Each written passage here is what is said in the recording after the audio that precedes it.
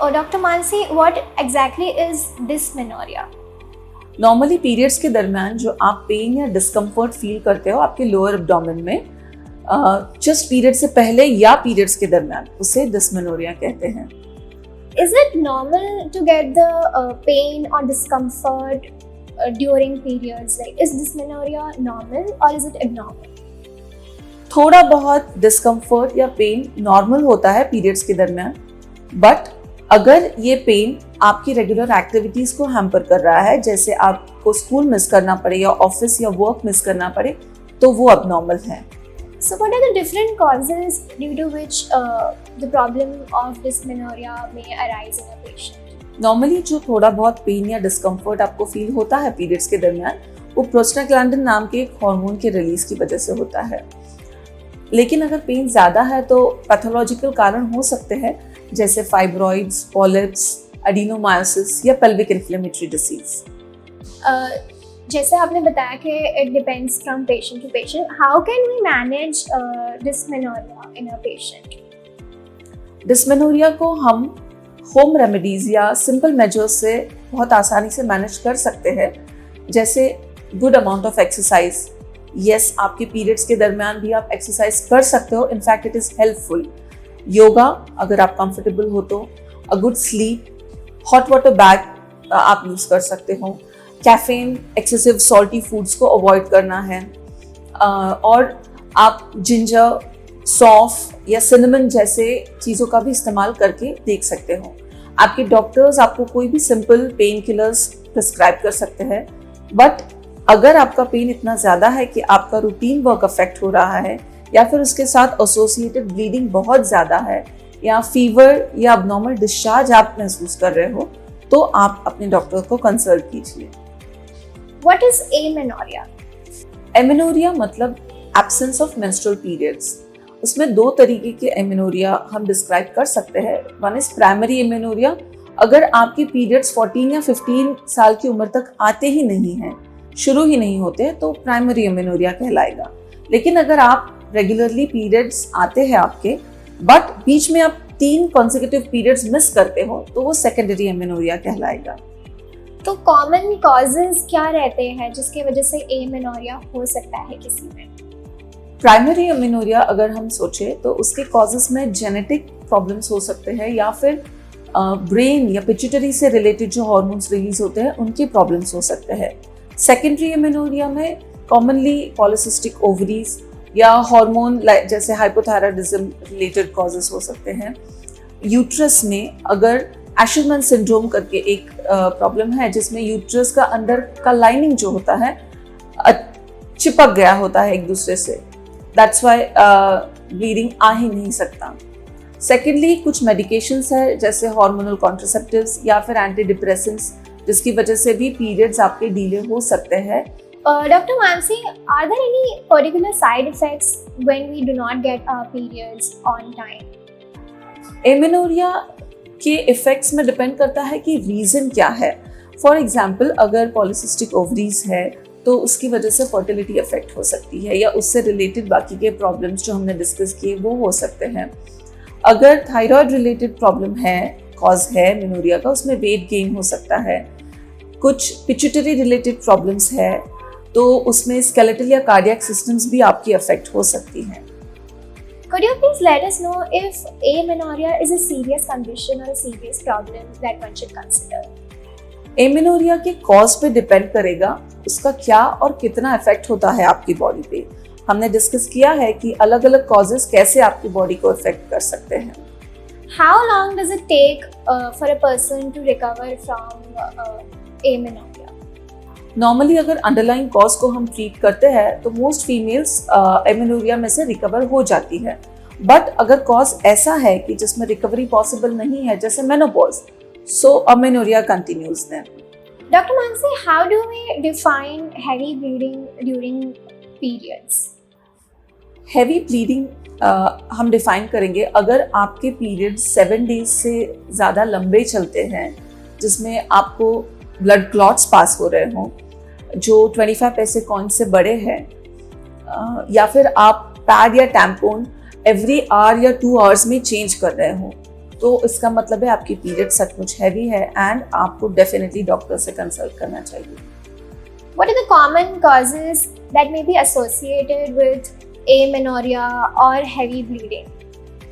Heavy bleeding में generally uterine causes हम पहले देखते हैं, जैसे फाइब्रॉइड्स है, पॉलिप्स है, एडिनोमायोसिस है, या फिर कुछ टाइप ऑफ यूट्राइन कैंसर्स है, उसमें हैवी ब्लीडिंग होता है। अदरवाइज अगर आप कोई ब्लड थिनर्स पे है या फिर कोई ब्लीडिंग डिसऑर्डर्स या लिवर या किडनी रिलेटेड डिसऑर्डर्स है, उसमें भी हैवी ब्लीडिंग आप एक्सपीरियंस कर सकते हैं। So डॉक्टर मानसी, जैसे हमने डिस्कस किया हैवी ब्लीडिंग ड्यूरिंग पीरियड्स के बारे में, तो उसके कॉजेस क्या रहते हैं? यूट्राइन कॉजेस जैसे कि फाइब्रॉइड्स, पॉलिप्स, एडिनोमायोसिस, कुछ टाइप्स के uterine cancer can be a cause for heavy bleeding. Even hormonal imbalance, जिसमें ईस्ट्रोजन हार्मोन ज़्यादा मात्रा में बनता है बॉडी में, इफेक्ट कर सकता है आपके एंडोमेट्रियम को और हैवी ब्लीडिंग हो सकता है। अगर आप कुछ मेडिकेशंस जैसे ब्लड थिनर्स पे है या फिर कोई ब्लीडिंग डिसऑर्डर है आपको, और एल्स लिवर या किडनी से रिलेटेड कोई डिसऑर्डर्स है, उनमें भी हैवी ब्लीडिंग होने की संभावना होती है। आपने जैसे कुछ पॉइंटर्स बताए, तो I would like to discuss one on one regarding those के जैसे आपने बताया fibroids. So what are fibroids and the causes of it? Fibroid एक गांठ है जो नॉन कैंसरस है, मतलब कैंसरस नहीं है, और ये यूट्रस की दीवार में पाई जाती है। कॉजेस इसके क्लियर नहीं है, बट रिस्क फैक्टर्स अगर हम देखें तो अगर आपका वजन बहुत ज़्यादा है, अगर आपकी फैमिली में आपके मदर या सिस्टर को फाइब्रॉइड्स की हिस्ट्री है, या फिर आपका पीरियड मतलब मेनार्के बहुत जल्दी स्टार्ट हुआ है, तो आपको रिस्क रहेगा फाइब्रॉइड्स डेवलप होने का। Ma'am, when one gets fibroids or a condition associated with it, तो उसके symptoms बॉडी में किस तरीके से प्रेजेंट होते हैं? फाइब्रॉइड्स में सिम्टम्स में काफ़ी बार फाइब्रॉइड्स एसिम्टोमेटिक होते हैं। डिपेंड करता है फाइब्रॉइड की साइज और पोजीशन पे कि क्या वो सिम्टम्स पैदा करेंगे। लेकिन अगर सिम्टम्स है तो हैवी ब्लीडिंग या प्रोलॉन्ग मेंस्ट्रुअल ब्लीडिंग हो सकता है, पेन बहुत हो सकता है आपको पीरियड्स के दरमियान, आपको प्रेशर फील हो सकता है आपके पेल्विक एरिया में, और बिकॉज कभी कभी फाइब्रॉइड्स आपकी ब्लैडर पे भी प्रेशर डालता है, तो आपको बार बार यूरिन जाने का सेंसेशन हो सकता है, कॉन्स्टिपेशन या बैकिंग जैसे प्रॉब्लम्स भी हो सकते हैं। मैम, आपने पॉलिप्स के बारे में भी मेंशन किया था, so what is polyps? Polyps क्या है? पॉलिप्स एक्चुअली एक नॉन कैंसरस ग्रोथ है, जनरली यूट्रस के इनर लाइनिंग में देखने मिलता है, या फिर कभी कभी सर्विक्स के पास भी हमें पॉलिप्स देखने मिलते हैं। तो मैम, जब पॉलिप्स होते हैं बॉडी में, तो उसके सिम्टम्स किस तरीके से प्रेजेंट होते हैं किसी पेशेंट में या किसी बॉडी में? पॉलिप्स के साथ आपको जनरली इरेगुलर मेंस्ट्रुअल ब्लीडिंग देखने मिलेगा। कभी कभी आपका पीरियड काफ़ी लंबे समय तक चलेगा, थोड़ा थोड़ा ब्लीडिंग आपको 15-20 डेज तक होता रहेगा, या फिर 2 पीरियड्स के बीच में ब्लीडिंग हो सकता है। कभी रिलेशन रखने के बाद यानी पोस्ट कोइटल ब्लीडिंग हो सकता है, या कुछ रेयर केसेस में मेनोपॉज के बाद भी पॉलिप्स ग्रो हो सकते हैं, तब मेनोपॉज के बाद आपको ब्लीडिंग हो सकता है। What is dysfunctional uterine bleeding, और जिसको हम शॉर्ट में DUB भी कहते हैं, उसके बारे में if you could share something with us? Dysfunctional uterine bleeding actually abnormal menstrual bleeding है, जिसमें हमें कोई भी ऑर्गेनिक कॉज या पैथोलॉजी नहीं मिलता है यूट्रस या ओवरीज में। Is basically a diagnosis of exclusion, और काफ़ी बार हार्मोनल इम्बैलेंस इसका कॉज हो सकता है। मैम, आज हमने काफ़ी डिफरेंट काइंड ऑफ पैथोलॉजीज और कंडीशंस के बारे में डिस्कस किया। मुझे आपसे ये पूछना था कि इनमें से क्या कोई भी कैंसर में कन्वर्ट हो सकता है in future in a body?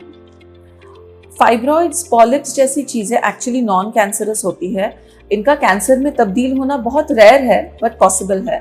For example, अगर आपकी फाइब्रॉइड की साइज बहुत रैपिडली बढ़ रही है, या मेनोपॉज के बाद आपके फाइब्रॉइड की साइज बढ़ रही है, या फिर पॉलिप आपका काफ़ी बड़ा है, उसके साथ एसोसिएटेड यूट्रस का जो अंदर का लाइनिंग है वो भी काफ़ी थिक है, तो इसमें हम कैंसर सस्पेक्ट कर सकते हैं। So ma'am, we have discussed almost all the kind of different problems, causes, symptoms. Could you let us know कि different treatment options क्या available है इस वक्त regarding these conditions that women can suffer from? Treatment options actually 2 चीज़ों पे depend करेंगे। आपके symptoms और एक्सटेंट ऑफ द डिसीज। आपके सिम्टम्स कितने सीवियर है, ब्लीडिंग कितना होता है, पेन कितना है, आप कितने ट्रबल में हो, और फाइब्रॉइड का साइज क्या है, फाइब्रॉइड की पोजीशन क्या है, पॉलिप का साइज क्या है, एंडोमेट्रियल लाइनिंग की थिकनेस क्या है। ये सब फैक्टर्स को ध्यान में रख के हम डिसाइड करेंगे कि क्या आपको मेडिकल मैनेजमेंट सूट करेगा या सर्जिकल मैनेजमेंट की ज़रूरत पड़ेगी। मेडिकल मैनेजमेंट में हम आपको अलग अलग टाइप के हार्मोन्स प्रिस्क्राइब कर सकते हैं। कुछ न्यूअर मेडिसिन है जो इन सब प्रॉब्लम्स को बढ़ने से एटलीस्ट कंट्रोल में रखती है। और सर्जिकल ऑप्शंस में मिनिमली इन्वेजिव सर्जरीज है कि हिस्ट्रोस्कोपिक पॉलिपेक्टोमी है, hysteroscopic resection of the endometrium है, या फिर फाइब्रॉइड के केस में मायोमेक्टोमी है लैप्रोस्कोपिक, या फिर लैप्रोस्कोपिक हिस्टेरेक्टोमी। ये सारी चीज़ें बहुत आसानी से विद जस्ट अ डे और 2 ऑफ एडमिशन पॉसिबल है। सो डॉक्टर मानसी, अगर फाइब्रॉइड्स, पॉलिप्स या कोई भी डिफरेंट कंडीशन या पैथोलॉजी का ट्रीटमेंट लंबे समय तक कोई नहीं लेता है, तो उसके वजह से क्या हो सकता है, उसके बारे में अगर आप हमें और हमारे ऑडियंस को कुछ बता सकते हैं। फाइब्रॉइड्स, पॉलिप्स जैसे प्रॉब्लम्स जो है हार्मोन डिपेंडेंट होते हैं। तो जब तक आपकी पीरियड्स चालू है तब तक आपकी बॉडी में ईस्ट्रोजन, प्रोजेस्टेरोन हार्मोन्स बनते रहेंगे और तब तक ये प्रॉब्लम्स ग्रो होते रहेंगे। फाइब्रॉइड्स की साइज बढ़ती रहेगी, पॉलिप्स की साइज बढ़ती रहेगी और उससे होने वाले प्रॉब्लम्स भी बढ़ते रहेंगे। इनफैक्ट कुछ टाइम पीरियड के बाद हो सकता है कि वो सिर्फ यूट्रस ही नहीं, आसपास के ऑर्गन्स को भी इफेक्ट करने लगे। सो इन सब का टाइमली इंटरवेंशन करके इलाज करना बहुत ज़रूरी है। Thank you so much doctor Mansi for joining us और हमारे व्यूअर्स और जनता को अलग अलग क्वेश्चंस, मिथ्स, प्रॉब्लम्स, सॉल्यूशंस के बारे में जानकारी देने के लिए। आई वुड रियली विश अगर आप 1 या 2 शब्द या कुछ हमारे व्यूअर्स को मैसेज देना चाहेंगे regarding female health and awareness. मुझे बहुत अच्छा लगा ये इंटरव्यू सीरीज करके, बिकॉज ये इंटरव्यू सीरीज डील करता है पब्लिक अवेयरनेस के साथ, which is a topic very close to my heart. I myself have been working for patient awareness since the last few years and मैं जानती हूँ कि कितने सारे मिथ्स और रॉन्ग बिलीव्स है पेशेंट्स में जो राइट गाइडेंस के साथ हम ख़त्म कर सकते हैं। और with right guidance, timely treatment, हमारी लाइफ की क्वालिटी बहुत इम्प्रूव हो सकती है।